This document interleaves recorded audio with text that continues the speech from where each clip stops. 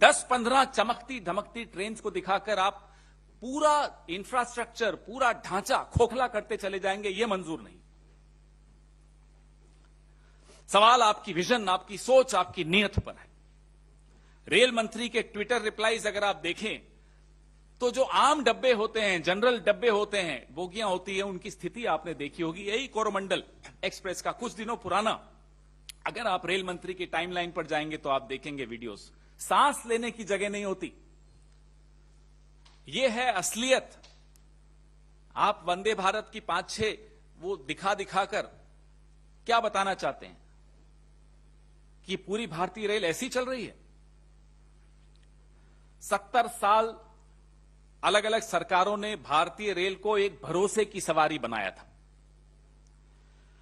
आप मित्रजाल में फंसकर आम नागरिक की चिंता छोड़कर सिर्फ और सिर्फ चमकती धमकती पीआर के ऊपर के चक्कर में पड़ गए। खुद रेलवे मंत्रालय की रिपोर्ट बताती है कि रेल विभाग में 3,12,000 भर्तियां खाली पड़ी हैं। रेल का बजट आपने खत्म कर दिया, भर्तियां आप भर नहीं पा रहे।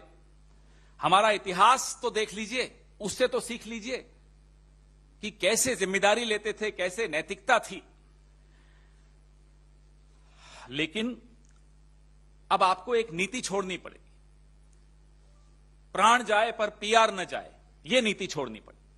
अभी 9 फरवरी को शक्ति भाई और मैं अभी चर्चा ही कर रहे थे, 9 फरवरी को यह एक आंतरिक रिपोर्ट है जो ऐसा ही हादसा होते होते बचा, उसके पश्चात की रिपोर्ट है। यह रिपोर्ट भी मैं आपको सर्कुलेट कर रहा हूं, हस्ताक्षर हैं इस पे साउथ वेस्टर्न रेलवे के एजीएम के, principal chief operations manager South Western railway.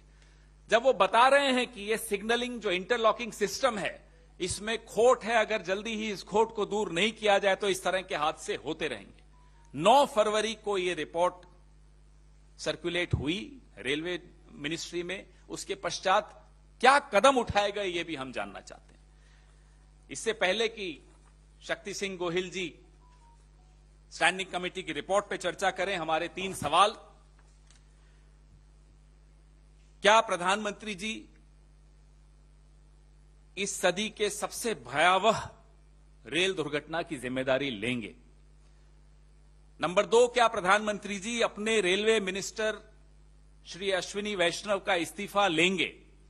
हमारी यह स्पष्ट मांग है कि रेलवे मिनिस्टर को तुरंत नैतिक जिम्मेदारी लेते हुए इस्तीफा देना चाहिए।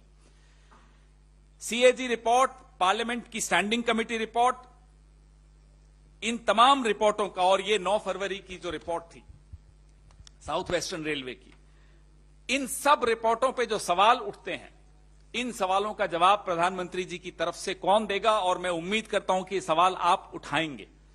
माफ कीजिएगा, अगर ये कवच प्रधानमंत्री जी के आसपास आप लोगों ने नहीं खड़ा किया होता तो ये सवाल बहुत पहले उठते, सीएजी रिपोर्ट्स के सवाल उठते।